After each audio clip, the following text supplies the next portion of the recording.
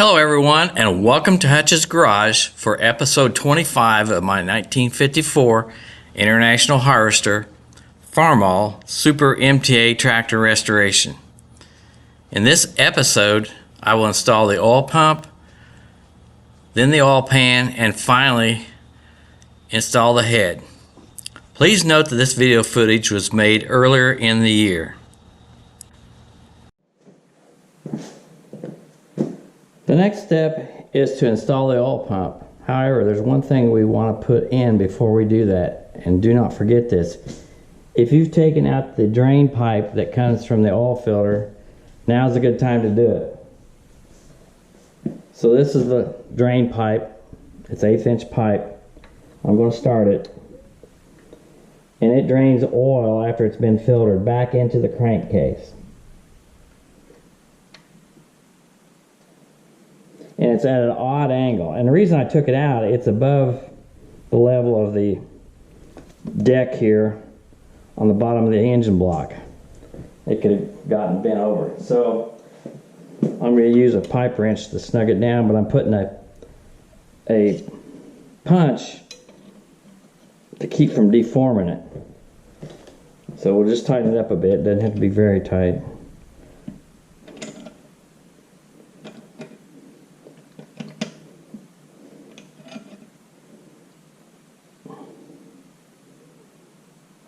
About so. It's not a very strong pipe. Remove that. Now I've taken a small brush like this, and it's a good time to do that if you haven't done it already, is take your engine assembly lube and coat your cam lobes.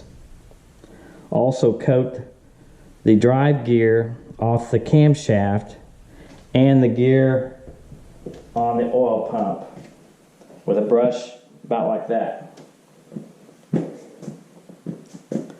So we'll go ahead and set it in. As you can see, the lubrication on it there.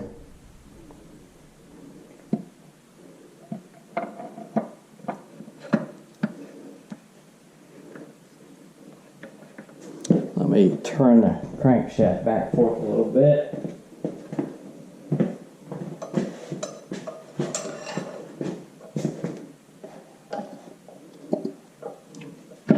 There we go. Got it. And the bolts, take a 5/8 inch wrench. We'll get them started.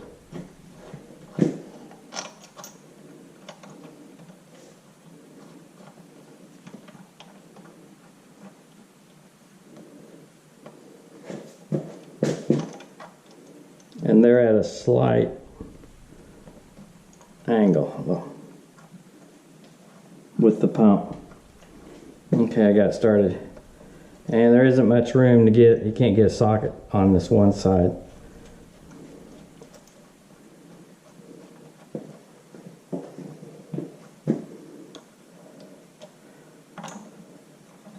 I can't even get this thing in there until I get it down a little bit, and I don't think it's going to go even then.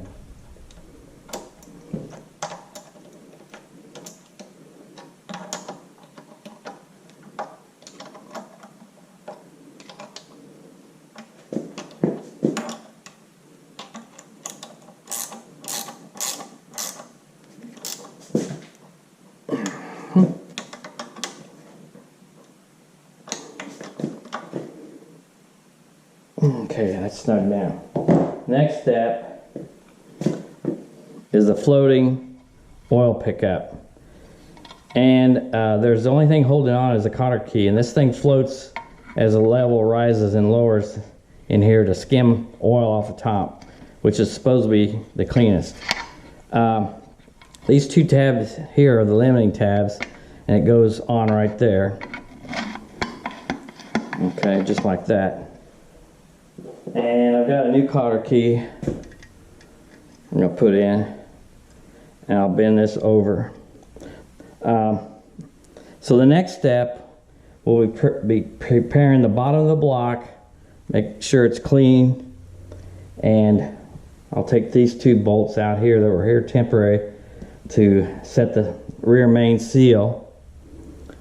And the next step will be putting on a gasket.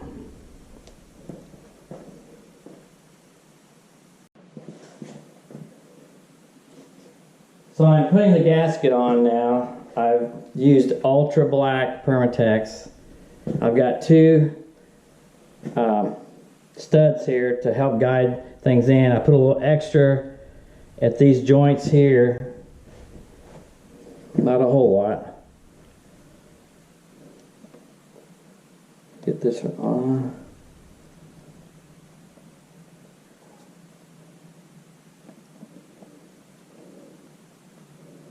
Kind of line it up. It's just a thin coat.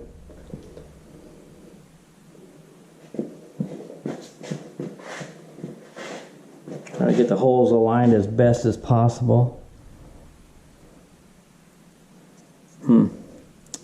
Okay. Not real great. And now I'll coat the gasket on this side so I can put the oil pan on. Okay, I think I got it sticking pretty good now. And all I do is use my finger and put a thin layer on.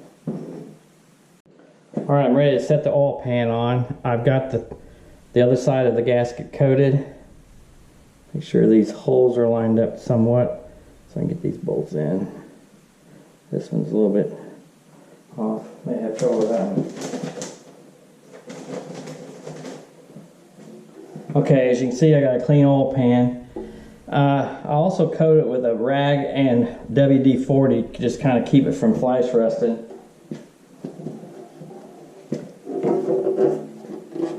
So here we go.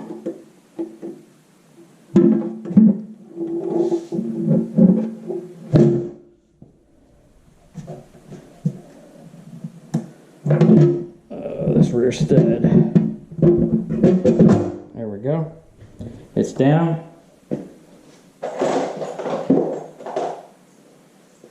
Alright.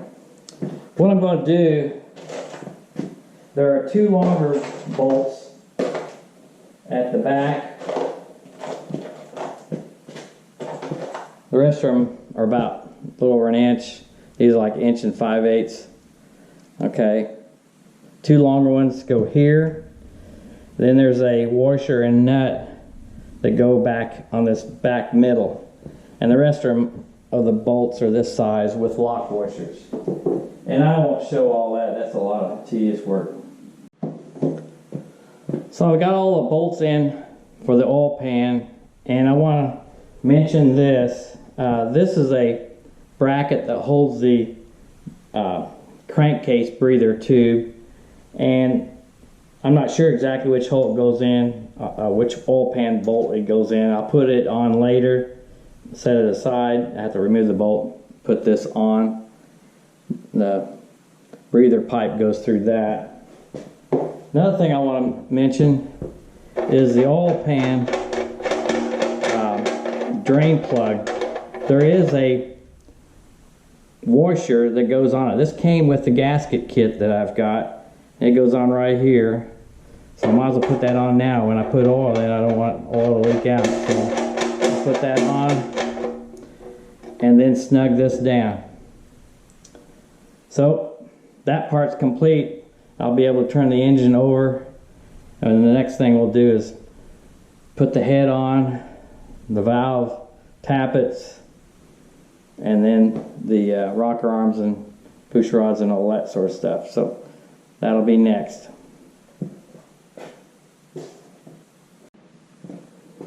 Well, it's just about time to put the head on. In preparation for this, what I've done is, clean the head as best I can. I gave it one last clean with the lint-free cloth with lacquer thinner so it evaporate. I chased the threads on all the studs, and I also chased the threads on the nuts that go on for the head to lock the head down. The gasket I've got is a more expensive head gasket that says it does not require any sealer at all. You just put the head on with the gasket and no extra sealer. I've also cleaned the head with lint-free cloth, got any oil off the bottom of it, and we're just about ready to put it on. So I've also got a little bit of oil in here around the pistons. I got them down a little bit, and then I'll rotate it up and down to lubricate the walls of the cylinder sleeves.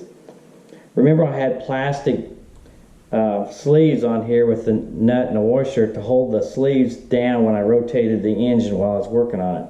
I've taken all those off at this point. So this is the head gasket. It's steel on both sides, or metal, with a gasket material in between. There's a particular side that goes down, and right there, you can see that. That side goes down. So we'll place it on. Try to get it down evenly. These studs may be slightly bent one way or the other, but let's get this back up so we don't bend. Yeah, there it goes. That's where it's supposed to go. And it's clean right out of the package. Make sure I've got it right. Yep. The other side is down like it's supposed to be. I'm going to get some gloves here and let's pause the video.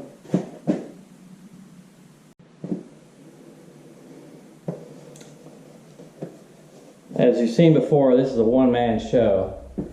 So I've got the head on my overhead hoist on this chain fall.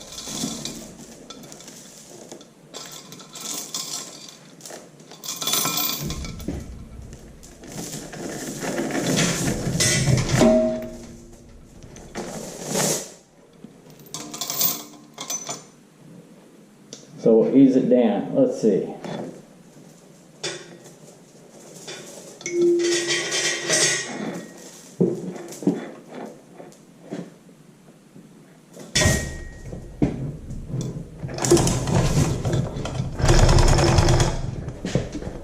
And as you can see, the engine is not perfectly level, so I'll have to kind of angle this down a little bit as we go down. I'm going to line up on this stud here first. Bring it down.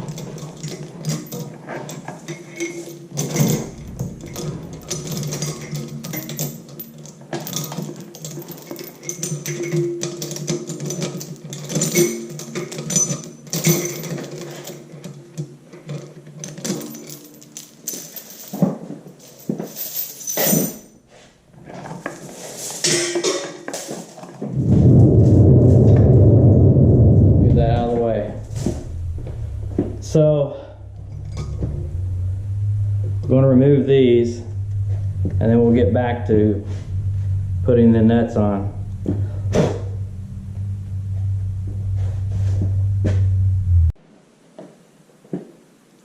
What I'm doing now is putting oil on the studs with a brush, just regular motor oil, just a little bit.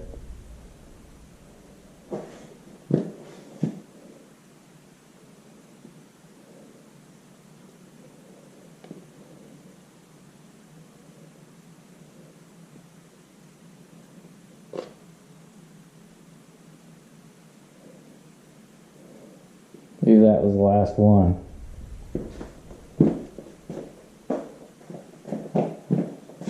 So I'm now ready to put the nuts on. I want to point out one thing. There are some fat, thick washers that go in certain spots. And they go on this particular stud. That's according to my notes, where it came from. And this stud right there. There's a sleeve that's below those washers and nuts. Now let's see here. And the bolts go on like this. There are no other washers. They just tighten down directly to the head. So I get all the nuts started.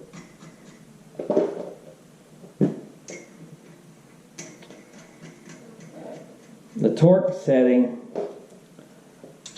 for this head is between 110 to 115 foot-pounds.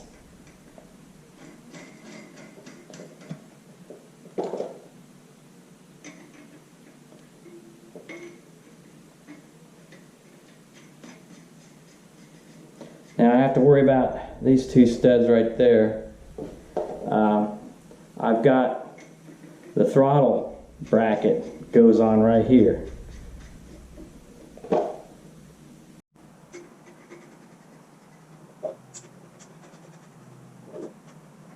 Right side up.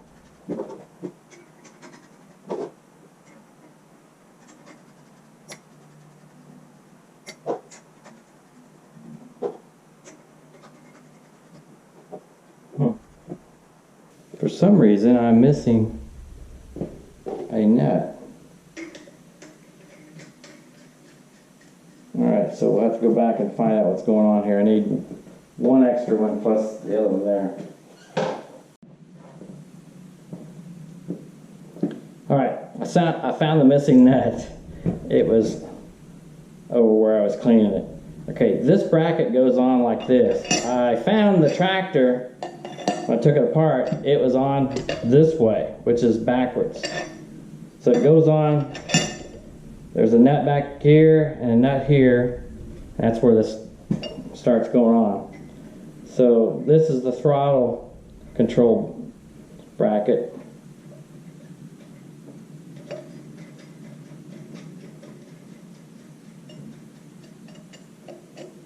And the lever going up to the throttle control connects to this, and then it goes down to the governor from there.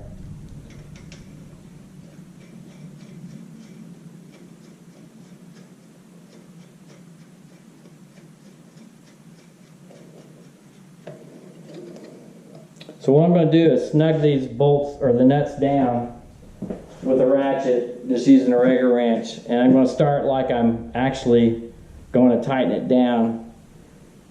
I'll just snug it down first, and then I'll get the torque wrench out and do it that way. So we'll do this one first, and like you're supposed to do, you start in the middle and work your way out.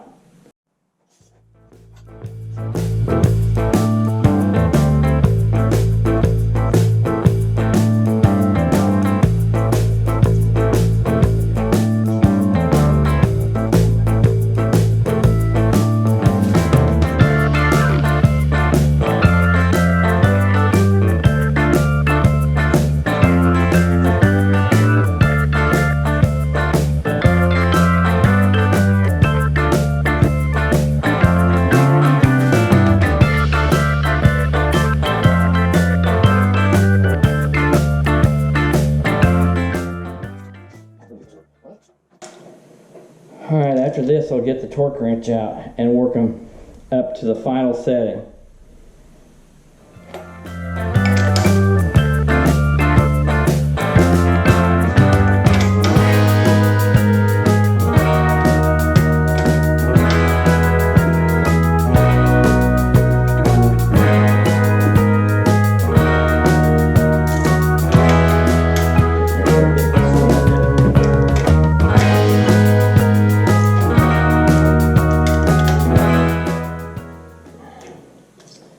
And I won't show the torquing of this head on camera, but the same thing, middle, and work it out like you're flattening out a sheet or something like that. Again, the torque setting is 110 to to 115 foot-pounds, and that's where I'll go to.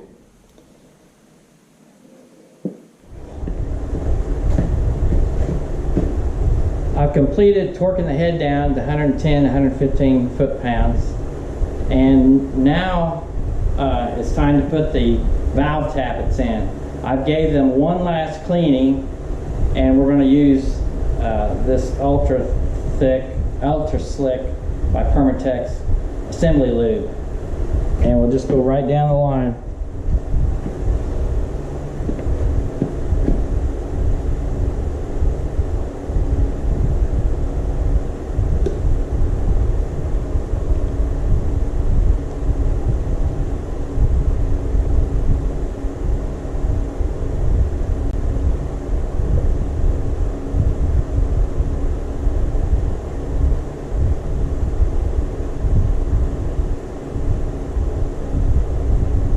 All you gotta do is stick them in.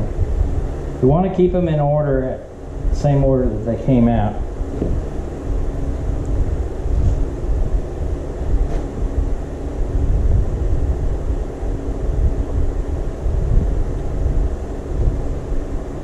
Looks like I'm making a mess, and I am.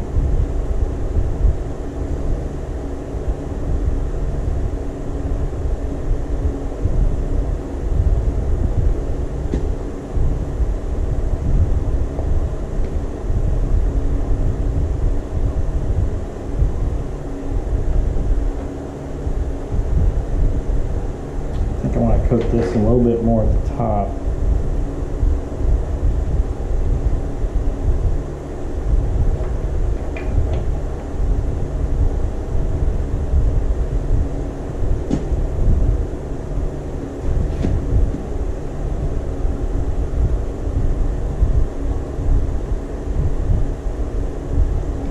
Might as well keep my mess up on the head.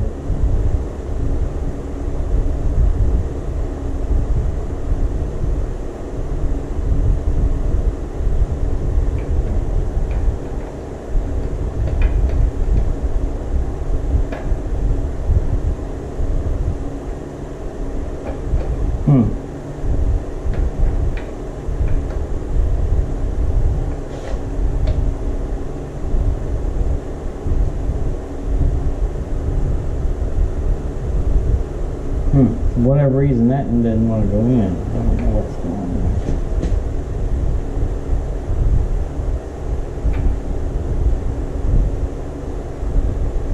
There we go.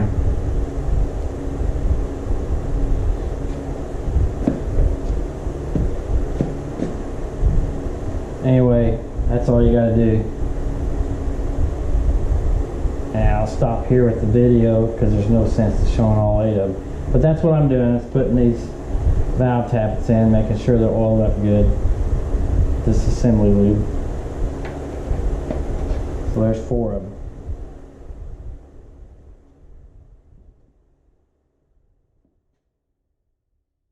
That's all the time we have for in this episode. Thank you for watching this video. If you like this video, please hit the thumbs up and subscribe to my channel. Please continue to join me for the next episode as I restore and rebuild this 1954 International Harvester Farmall Super MTA tractor.